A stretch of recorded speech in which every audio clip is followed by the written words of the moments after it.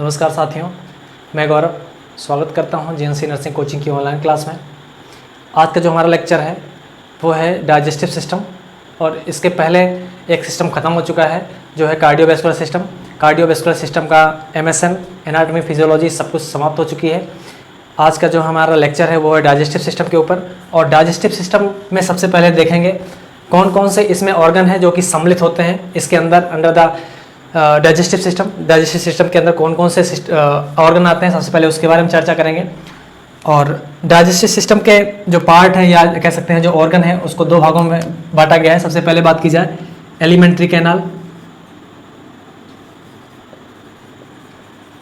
Alimentary canal दूसरा होता है एसेसरी ऑर्गन। एसेसरी ऑर्गन क्या मतलब होता है? एलिमेंट्री कैनाल, एलिमेंट्री कैनाल का मतलब होता है फूड पार्टिकल, जो भी फूड पार्टिकल्स है जब हम खाना खाते हैं तो वो फूड पार्टिकल्स किस किस ऑर्गन से होकर गुजरता है वो होता है एलिमेंट्री कैनाल। नेक्स्ट होता है एसेसरी ऑर्गन। एसेसरी ऑर्गन का मतलब होता है ऐसे ऑर्गन जो कि खाना जो अपन फूड पार्टिकल्स लिए हैं उसको पचाने में जो जो ऑर्गन्स हेल्प करते हैं उसे कहते हैं एसेसरी। एसेसरी ऑर्गन मतलब हेल्प करने वाले ऑर्गन, यानी खाने को पचाने के लिए ऐसे कौन कौन से ऑर्गन हैं जो कि हेल्प करते हैं। यहां पर नाम लिखते हैं। सबसे पहले माउथ, नेक्स्ट आता है फेरिंग्स, नेक्स्ट आता है एसोफेगस,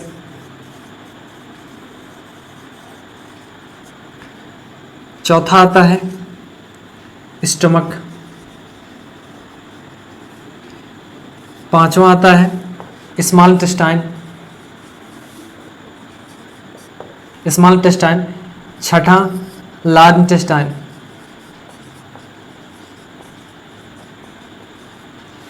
उसके बाद एनस, रेक्टस एंड एनस।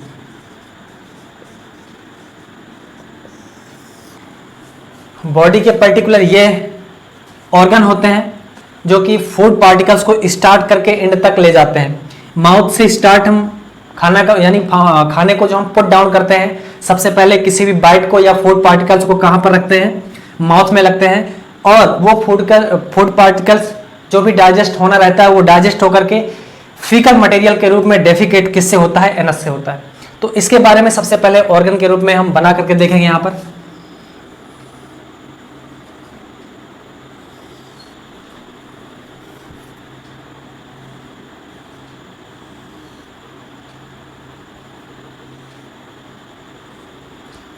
यहां पर अगर बात करें तो ये क्या हो गया? यहां पर ओरल कैविटी हो गया। ये क्या हो गया? Oral cavity. ओरल कैविटी या माउथ। ओरल कैविटी यहां पर कह सकते हैं या माउथ, यहां पर लिख सकते हैं ओरल कैविटी।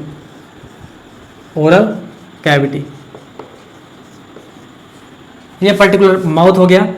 और उसके बाद ये माउथ ये किससे जुड़ा है? ओरल कैविटी किससे जुड़ा है? ये जुड़ा है फेरिंग्स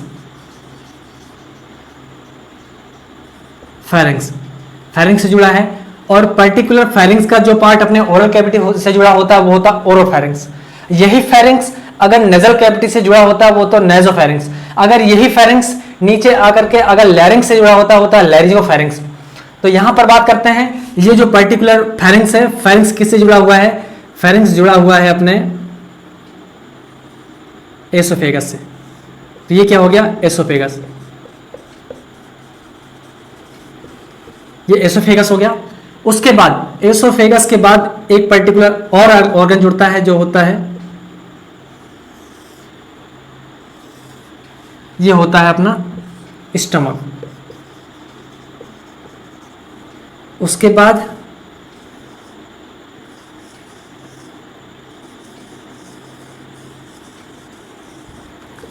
ये पर्टिकुलर होता है स्मॉल इंटेस्टाइन। उसके बाद स्मॉल इंटेस्टाइन के बाद ये जो स्मॉल इंटेस्टाइन के चारों ओर की संरचना है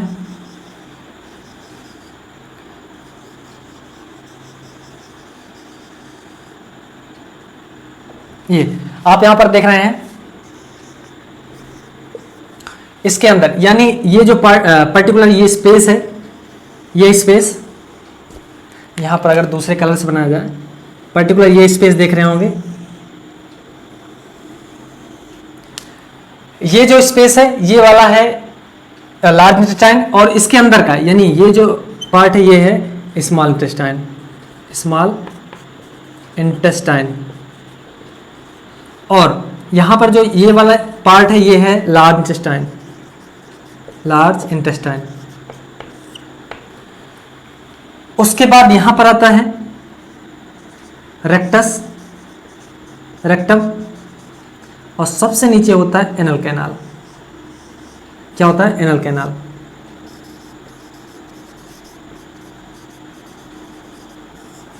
हमने देखा सबसे पहले क्या क्या है इसमें, इसके अंदर सबसे पहले देखा ओरल कैविटी, यहां पर ओरल कैविटी है। नेक्स्ट हमने देखा फेरिंक्स, यहां पर फेरिंक्स है, यानी माउथ का यानी ओरल कैविटी का फेरिंक्स से जुड़ना, जो पार्ट फेरिंक्स का जो पार्ट अपने ओरल कैविटी से जुड़ा होता है वो होता है ओरोफेरिंक्स। उसके बाद की बात करते हैं, इसमें लिखा है एसोफेगस। एसोफेगस यहां पर देखा है कि एसोफेगस जहां फेरिंक्स से और स्टमक को जोड़ने वाला एक हिस्सा होता है या एक ऑर्गन होता है जिसे कहते हैं एसोफेगस। नेक्स्ट पार्ट है स्टमक, स्टमक के बाद जुड़ा है स्मॉल इंटेस्टाइन, स्मॉल इंटेस्टाइन से जुड़ा है लार्ज इंटेस्टाइन, लार्ज इंटेस्टाइन के बाद है रेक्टम और एनस, और उसके बाद एनल कैनाल। उसके बाद यहां पर हम देख रहे हैं जैसे वहां पर है सेम उसी तरह यहां पर लिखा है माउथ या oral cavity, pharynx, oesophagus, stomach, small intestine, large intestine, rectus and anal canal. तो यहां पर हम देख रहे हैं कि इस ऑर्गन यानी हम जब भी खाने को यहां से इंजेस्ट करते हैं, पुट डाउन करते हैं, माउथ में पुट डाउन करते हैं, तो सबसे पहले ओरल कैविटी के बाद फेरिंक्स, उसके बाद एसोफेगस, उसके बाद स्टमक, उसके बाद स्मॉल इंटेस्टाइन, उसके बाद लार्ज इंटेस्टाइन, उसके बाद रेक्टस और एनल कैनाल के द्वारा वो फूड या फीकल मटेरियल का वो डेफिकेट हो जाता है। तो ये हो गए कि जिससे पर्टिकुलर फूड जिस कैनाल के द्वारा होकर गुजरता है। दूसरे ऑर्गन हो गए यहाँ पर एसेसरी ऑर्गन। एसेसरी ऑर्गन का मतलब होता है ऐसे ऑर्गन जो कि पर्टिकुलर फूड का डाइजेशन होने में हेल्प करते हैं। यहाँ पर कौन कौन से ऑर्गन है? सबसे पहले liver, gall bladder, liver gall bladder. Next बात की यहाँ पर पैनक्रियाज। नेक्स्ट बात की जाए सैलिवरी ग्लैंड।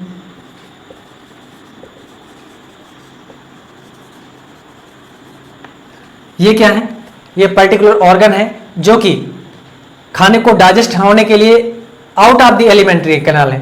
कुछ तो ये वाली जो सैलिवरी ग्लैंड है ये अपने माउथ के अंदर ही पाई जाती है। ये क्या है? ये पर्टिकुलर अपने एलिमेंट्री कैनाल के अंदर ही हैं जो कि हेल्प करते हैं डाइजेशन। दूसरी कुछ इससे भी ज्यादा यानी इससे भी अलग कुछ ग्लैंड्स पाई जाती हैं जो कि पर्टिकुलर एंजाइम्स का सिक्रेशन करती हैं और इसको छोड़ती हैं किसमें? एलिमेंट्री कैनाल के अंदर। ये एलिमेंट्री कैनाल के अंदर अपना सिक्रेशन छोड़ती है जो कि हेल्प करता है, वो सिक्रेशन वो एंजाइम हेल्प करता है अपने फूड पार्टिकल्स को डाइजेस्ट होने के लिए। तो ये हो गया लीवर। लीवर क्या करता है?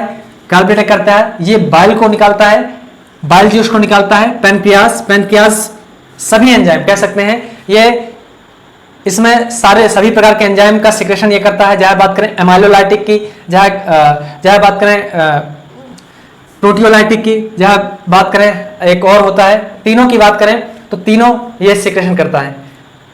तो यहां पर बात करते हैं सबसे पहले इसके अंदर कुछ टर्मिनोलॉजी है, टर्मिनोलॉजी के अंदर बात करते हैं कुछ।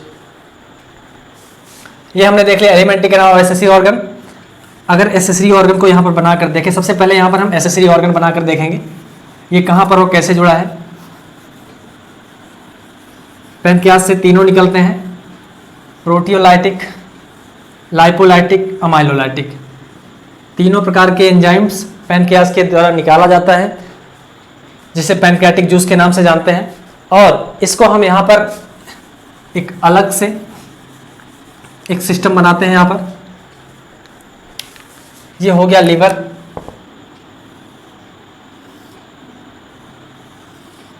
ये हो गया लीवर। लीवर के दो पार्ट हैं, राइट एंड लेफ्ट। अगर दोनों से बात करें, दोनों में क्या होता है? बाइल का सिंथेसिस। यहां पर यानी लीवर के अंदर क्या होता है? बाइल का सिंथेसिस, बाइल जूस यहाँ से निकाला जाता है, यहाँ पर बनाया जाता है, और दोनों जगह से यानी दोनों पार्ट से बाइल का निकालने वाली दो डक्ट होती हैं जिसे कहते हैं, ये वाला पोर्शन राइट वाला है तो इसे कह सकते हैं राइट हिपैटिक डक्ट। क्या है? राइट हिपैटिक डक्ट, ये राइट साइड की है, यहां पर हम लिख देना राइट हिपैटिक डक्ट। ये है लेफ्ट, यानी ये राइट है, ये लेफ्ट है, लेफ्ट हिपैटिक डक्ट। यहां पर दिया लेफ्ट हिपैटिक डक्ट, यहां पर राइट हिपैटिक, दोनों हिपैटिक डक्ट राइट और लेफ्ट दोनों अब एक हो गई। दोनों डक्ट जो है हिपैटिक डक्ट राइट और लेफ्ट दोनों एक हो गई, जिसका नाम रख दिया हमने कॉमन हिपैटिक डक्ट। क्या नाम हो गया? राइट और लेफ्ट हिपैटिक डक्ट को यहां पर मर्ज कर दिया, मिला दिया, उसका क्या नाम हो गया? Common hepatic duct. और जैसे कि पता है, यहां पर नाम ना लिखें कोई दिक्कत नहीं है, यहां पर समझ जाना, राइट वाला है राइट हिपैटिक डक्ट, यहां पर है लेफ्ट हिपैटिक डक्ट। लीवर के नीचे एक पर्टिकुलर एक संरचना और देखने को मिलती है जो होती है लीवर से अटैच रहती है, वो होती है, इसका नाम है गाल ब्लेडर। क्या नाम है? Gall bladder. और गाल ब्लेडर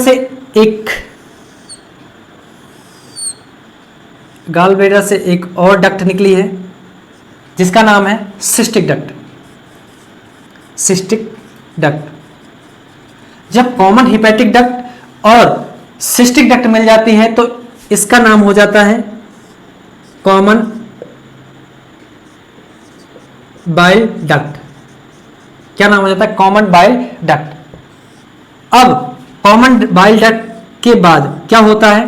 पर्टिकुलर यहां से एक ऑर्गन और जुड़ता है इसमें, और वो ऑर्गन है, यहां पर अगर बनाए, यहां पर लिख दे रहे हैं इसको common bile duct. Common bile duct हो गया।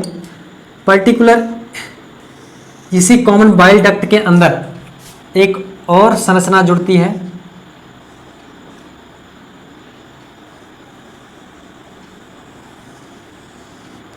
जिसका नाम है पैनक्रियाज। ये रफली डायग्राम है जिसका क्या नाम है? पैनक्रियाज। अब ये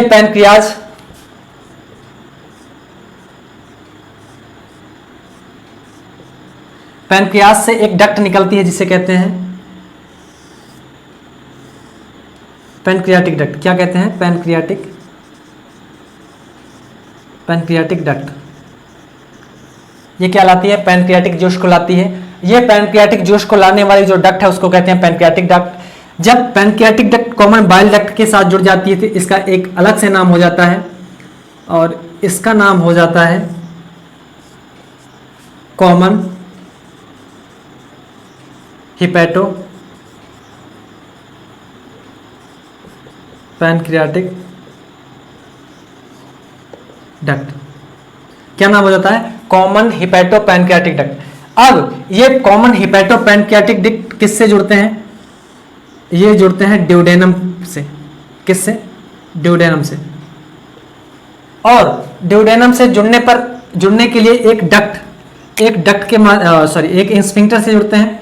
इसका क्या नाम है? इसका नाम है स्फिंक्टर ऑफ ओडाई। क्या नाम है? Sphincter of Oddi. यहां पर देख रहे हैं, सबसे पहले यहां पर क्या हुआ?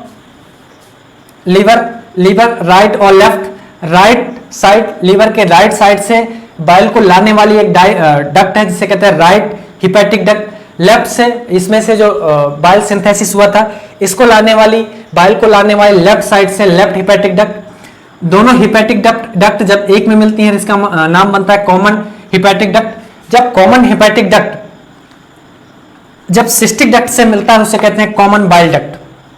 कॉमन बाइल डक्ट से उसके बाद पैनक्रियाज से निकलने वाली पैनक्रियाटिक डक्ट जब इसके साथ मिलती है तो उसका नाम होता है कॉमन हिपैटो पैनक्रियाटिक डक्ट। यही common hepato pancreatic duct duodenum में खुलती है, यानी स्मॉल इंटेस्टाइन के पहले पार्ट में खुलती है, और यहां पर खुलने के लिए, यहां पर जब खुलती है तो यहां पर एक स्फिंक्टर लगा होता है, उस स्फिंक्टर का नाम है स्फिंक्टर ऑफ ओडाई। और इंस्फिंक्टर ऑफ ओडाई, यानी कहने का मतलब यहां पर कह सकते हैं जो कॉमन हिपैटोपैनक्रियाटिक डक्ट है, कॉमन हिपैटोपैनक्रियाटिक का लास्ट पोर्शन जहां पर यहां से जुड़ा है, जहां पर यानी कह सकते हैं ड्यूडेनम पे जहां जुड़ा है उसका नाम है, एक ये थोड़ा सा वाइड एरिया होता है जिसे कहते हैं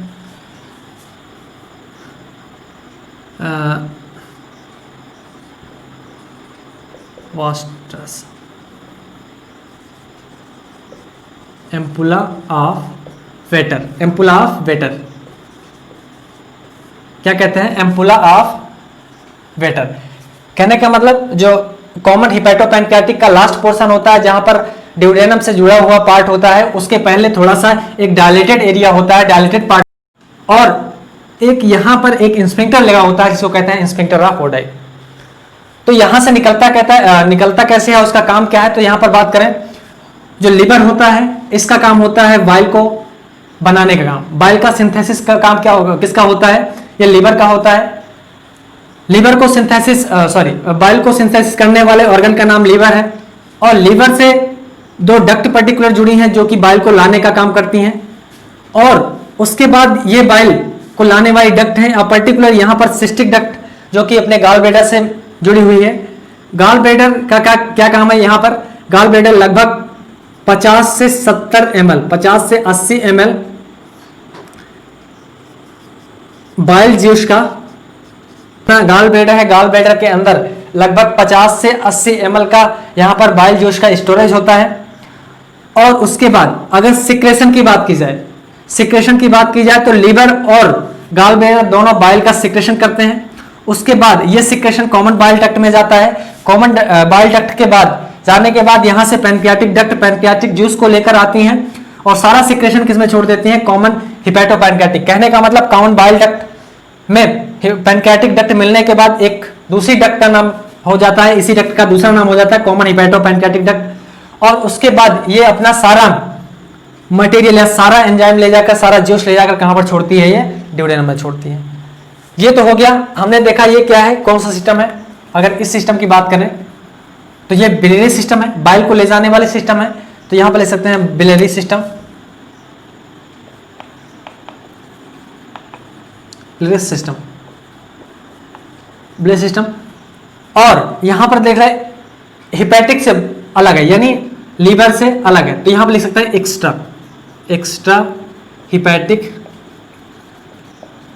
extra hepatic biliary system, extra hepatic biliary system. यानी अभी जो यहां पर हमने देखा वो क्या है, एक्स्ट्रा हिपैटिक बिलियरी सिस्टम है।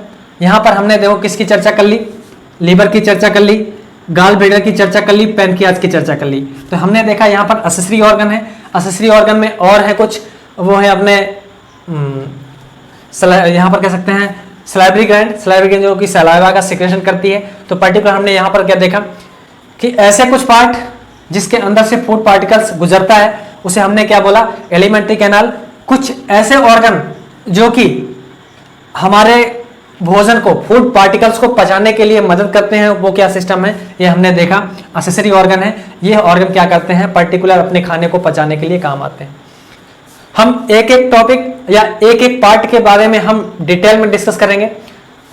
इसके आने वाली हर एक वीडियो में एक एक ऑर्गन को हम डिस्क्रिप्शन, एक एक घंटे, आधे घंटे का जो भी लेक्चर होगा हम उसको डिटेल में डिस्कस करेंगे। यहाँ पर सिर्फ इंट्रोडक्शन की बात कर रहे हैं, और इसी के अंदर हम थोड़े से कॉमन टर्मिनोलॉजी होती है उनके बारे में हम डिस्कस कर लेते हैं। यहाँ पर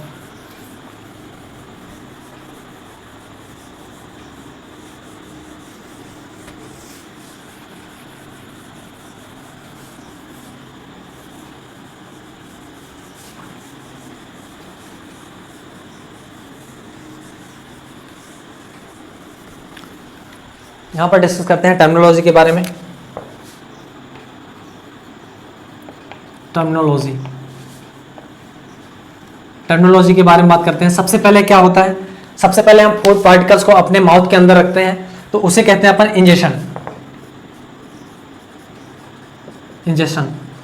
इंजेक्शन का मतलब होता है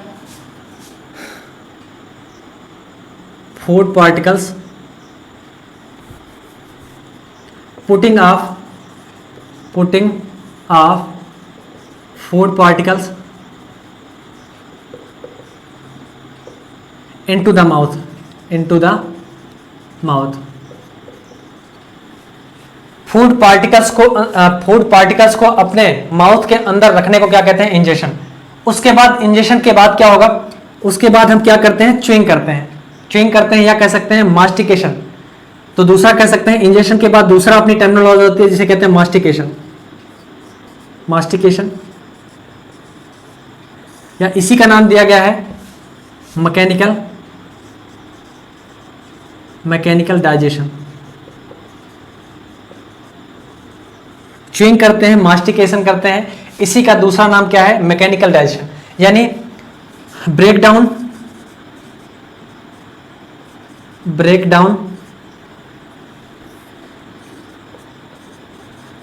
of large food particle into small particle. Mastication और मैकेनिकल डाइजेशन का मतलब होता है मैकेनिकल, यानी मैकेनिकल मतलब तोड़ फोड़ के। मास्टिकेशन यानी कहने का मतलब बड़े बड़े टुकड़े को, खाने के बड़े बड़े टुकड़े को छोटे छोटे टुकड़े करना क्या होता है? Mechanical digestion by the teeth. यहां पर लिखते हैं यहां पर क्या है? Break down of large food particles into small particles by teeth. दांत के द्वारा बड़े बड़े फूड पार्टिकल्स को छोटे छोटे फूड पार्टिकल्स में परिवर्तित करना क्या होता है? मास्टिकेशन। नेक्स्ट बात करते हैं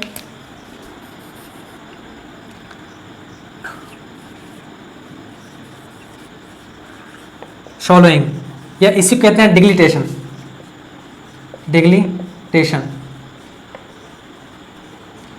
डिग्लिटेशन क्या मतलब होता है? पासिंग ऑफ फूड और बोलस इनटू द इसोफेगस।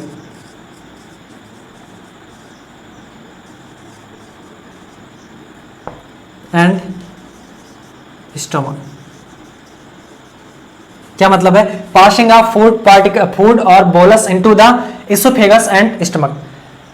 शॉलोइंग और डिग्लिटेशन का मतलब होता है अपने फूड पार्टिकल्स या बोलस को कहां पर भेजना? इसोफेगस में भेजना और स्टमक में भेजना। वो क्या होता है? शॉलोइंग। डिग्लिटेशन, यहां पर एक नया वर्ड है डिग्लिटेशन का मतलब होता है शॉलोइंग, निगलना।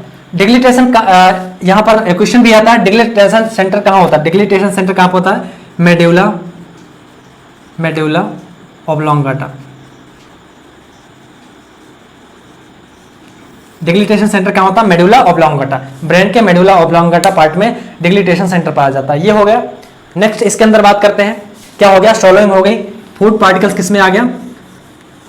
स्टमक में आ गया। स्टमक के बाद अब जब फूड पार्टिकल्स आगे बढ़ेगा तो क्या होगा?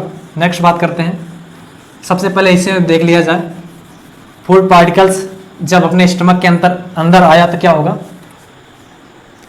Chemical digestion.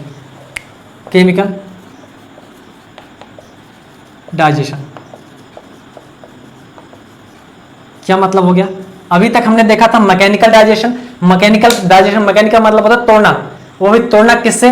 किसी चीज से तोड़ना। अब यहां पर बात हो गई केमिकल।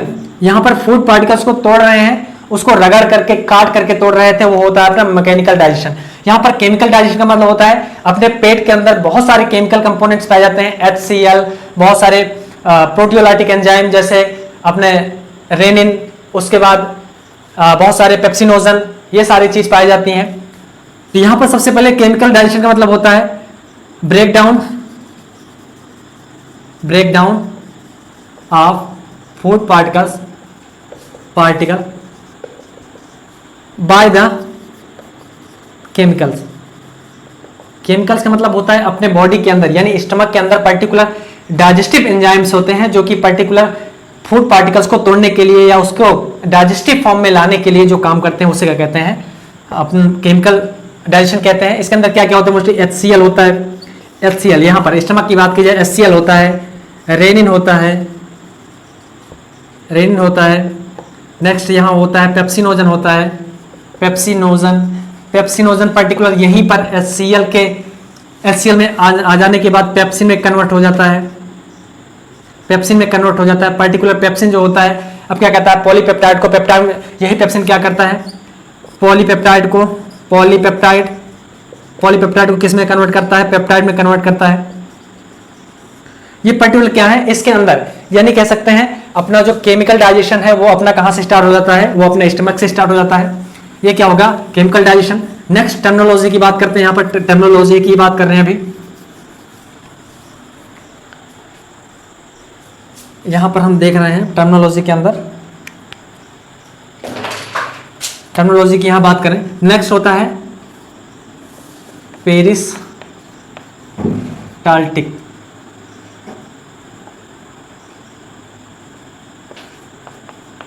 मूवमेंट।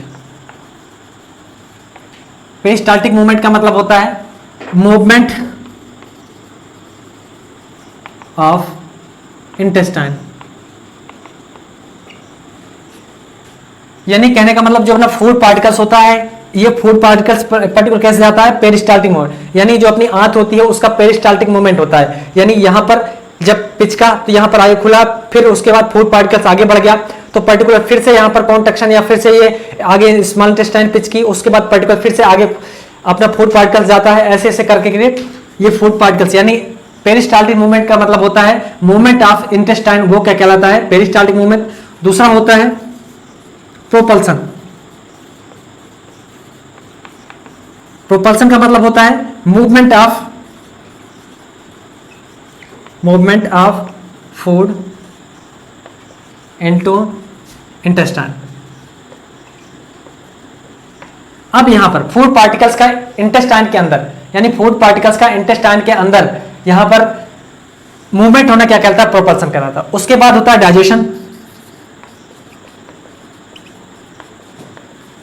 डाइजेशन का मतलब होता है फूड पार्टिकल्स का ल्यूमेन से निकल करके, यानी फूड पार्टिकल्स का इस intestine, small intestine, large intestine जो भी है, मोस्टली अपना ऑब्जर्वेशन कहां होता है स्मॉल इंटेस्टाइन के अंदर। स्मॉल इंटेस्टाइन के अंदर से पर्टिकुलर फूड पार्टिकल्स का जो फूड पार्टिकल्स कंपोनेंट्स हैं उसका निकल करके ब्लड स्ट्रीम में चले जाना क्या कहलाता है डाइजेशन, क्या कहलाता है डाइजेशन कहलाता है। उसके बाद हमने यहां पर देखा क्या कहलाता है डाइजेशन का। डाइजेशन का मतलब होता है मूवमेंट ऑफ न्यूट्रिटिव वैल्यू या food particles from lumen of intestine into the blood. Movement of food particles from lumen of intestine into the blood is known as digestion. Next होता है defecation.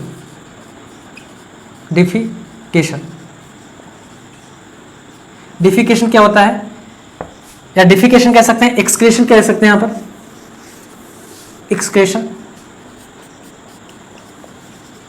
Excretion मतलब होता है defecation of faecal material by anus. Anus के द्वारा अपने faecal material को pass out करना क्या कहलाता है डिफिकेशन ऑफ, या कह सकते हैं पासिंग ऑफ, दोनों कह सकते हैं। डिफिकेशन ऑफ या पासिंग ऑफ फूड पार्टिकल्स, या कह सकते हैं faecal material by anus is known as excretion. यहां पर हमने देखा जितनी भी टर्मिनोलॉजी मोस्टली इसके अंदर आती है उसके बारे में हमने चर्चा की। ये तो नॉर्मल जो इसके अंदर नॉर्मल टर्मिनोलॉजी होती है इसके बारे में हम चर्चा की। नेक्स्ट बात करते हैं इसके अंदर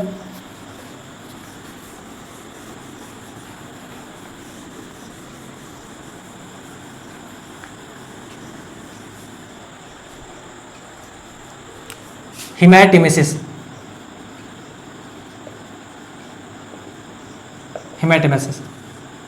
vomiting with blood,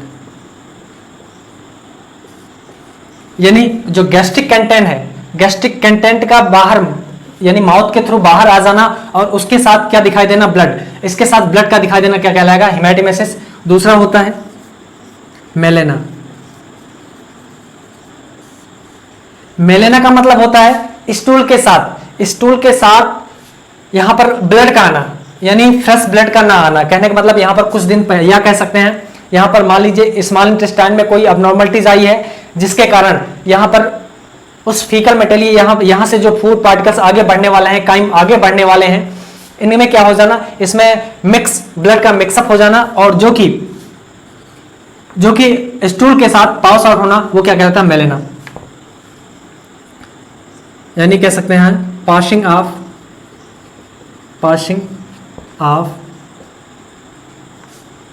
blood with stool,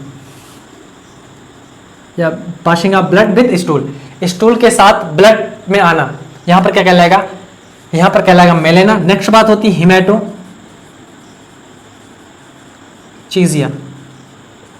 हिमेटोचीजिया का मतलब होता है के साथ आना वही fresh blood, passing of fresh blood with faecal material.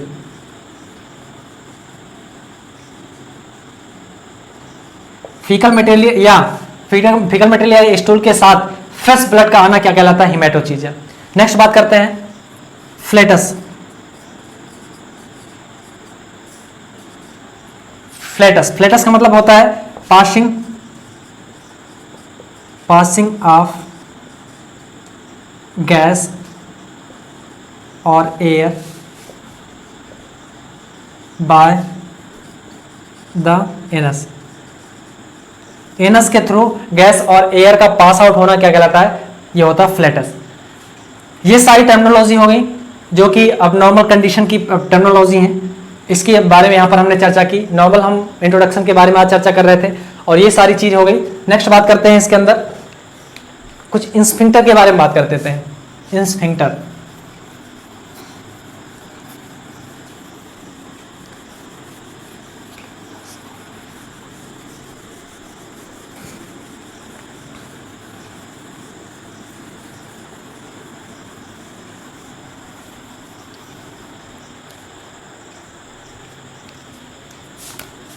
Particular इसमें इंस्फिंक्टर की बात करेंगे। अब इंस्फिंक्टर, पर्टिकुलर इंस्फिंक्टर क्या होते हैं, एक पार्ट को दूसरे पार्ट से जोड़ने के लिए, ताकि वहां पर अगर फूड पार्टिकल्स आगे बढ़ जाए तो उसको रोकने के लिए पर्टिकुलर यहां कह सकते हैं दरवाजे होते हैं, गेट होते हैं, उसके बारे में चर्चा करने वाले हैं। यहां पर इंस्फिंक्टर यहां पर कहलाते हैं। यहां पर हम देख रहे हैं इसोफेगस के ऊपर एक यहां पर पाया गया है, यहां पर एक पाया गया है इंस्फिंक्टर, जिसे कहते हैं अपर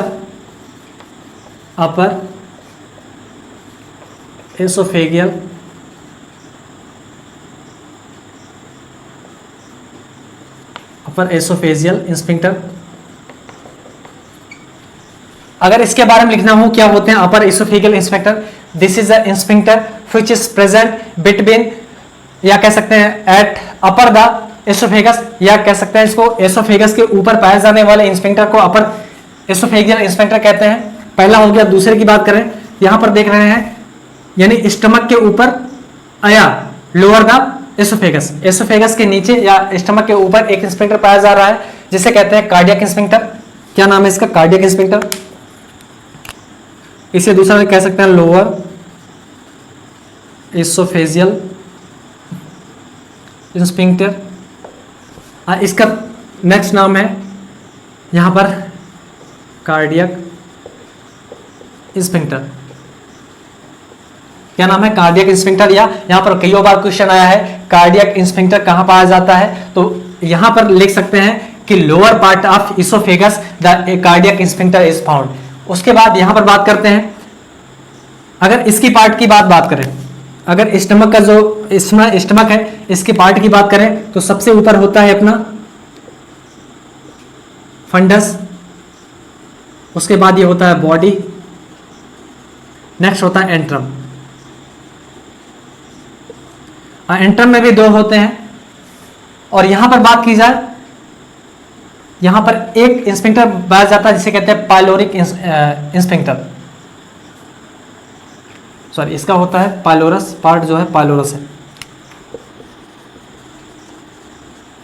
है, यहां पर जो इंस्फिंक्टर पाया जाता है नेक्स्ट पाइलोरिक इंस्फिंक्टर।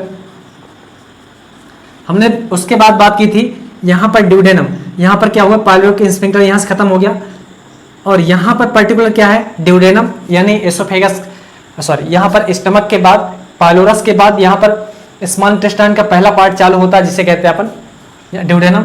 ड्यूडेनम में एक स्फिंक्टर हमने देखा था, यहाँ पर कॉमन हिपैटो पैंक्रियाटिक डक्ट जो खुली थी उसमें एक स्फिंक्टर पाया गया था जिसका नाम था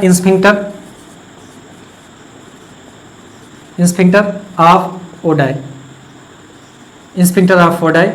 नेक्स्ट बात करते हैं, यहाँ पर पाइलोरिक स्फिंक्टर से अपना स्टमक और स्मॉल इंटेस्टाइन जुड़ता है, और उसके बाद स्मॉल इंटेस्टाइन और लार्ज इंटेस्टाइन को जोड़ने के लिए एक पर्टिकुलर एक स्फिंक्टर पाया जाता है जिसे कहते हैं ileocaecal sphincter, ileocaecal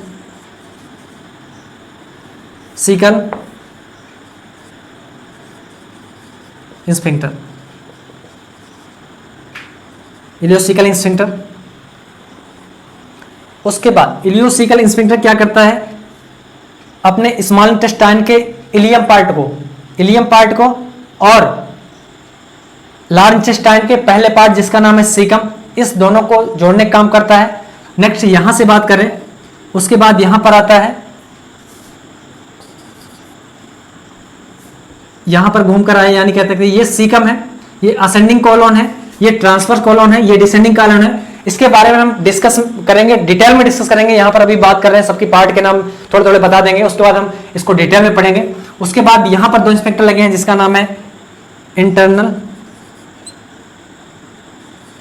internal anal sphincter, दूसरा होता है external anal sphincter. Internal anal sphincter, दूसरा होता है एक्सटर्नल एनल स्फिंक्टर। हमने किसमें सबसे पहले क्या हुआ, यहाँ पर अपर एसोफेजियल स्फिंक्टर हुआ। नेक्स्ट यहाँ पर करते हैं लोअर एसोफेजियल स्फिंक्टर जिसका नाम है कार्डियक स्फिंक्टर। नेक्स्ट बात करते हैं यहाँ पर पाइलोरिक स्फिंक्टर। नेक्स्ट यहाँ पर इलियोसिकल स्फिंक्टर है। नेक्स्ट बात करते हैं यहाँ पर इंटरनल और एक्सटर्नल एनल स्फिंक्टर है। कितने हो गए, 1 2 3 4 5 6 7। यहाँ पर स्फिंक्टर पर्टिकुलर इतने स्फिंक्टर पाए जाते हैं, सारे हो गए 1 2 3 4 5 6 7। यहाँ पर पर्टिकुलर इतने स्फिंक्टर पाए जाते हैं। और इस स्फिंक्टर जो यहाँ पर स्फिंक्टर है वो किस किस मसल्स के बने हुए हैं, यहाँ पर बात करते हैं कौन कौन से मसल्स के बने हुए होते हैं। यहाँ पर पर्टिकुलर मसल्स हैं। सबसे पहले यहाँ पर याद रखना है जो सबसे पहला वाला है और जो सबसे लास्ट वाला है। जो सबसे पहला और सबसे लास्ट वाला है वो होता है स्केलेटन मसल, स्केलेटन मसल। बाकी जितने भी स्फिंक्टर हैं यानी पहले को और लास्ट वाले को छोड़ करके बाकी जितने भी सारे स्फिंक्टर होते हैं स्मूथ मसल के बने होते हैं, स्मूथ मसल। लास्ट वाला क्या है, स्केलेटन मसल, स्केलेटन मसल। यहाँ पर हमने इस पर्टिकुलर किसके बारे में बात कर ली, स्फिंक्टर के बारे में बात कर ली, टर्मिनोलॉजी के बारे में बात कर ली।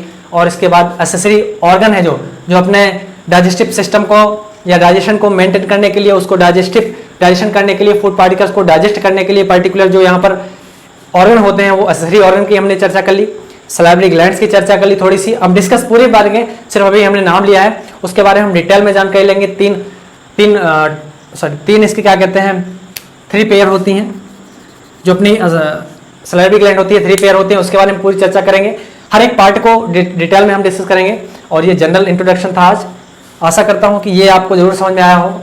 अगर आया हो तो प्लीज़ लाइक करें, अपने दोस्तों के साथ शेयर करें और ज़रूर कमेंट करें आपको समझ में आया नहीं आया, कहाँ पर कितनी दिक्कत है आप यहाँ पर बताएं, हम उसको ज़्यादा से ज़्यादा सॉल्व करने की कोशिश करेंगे। Okay, thanks to all.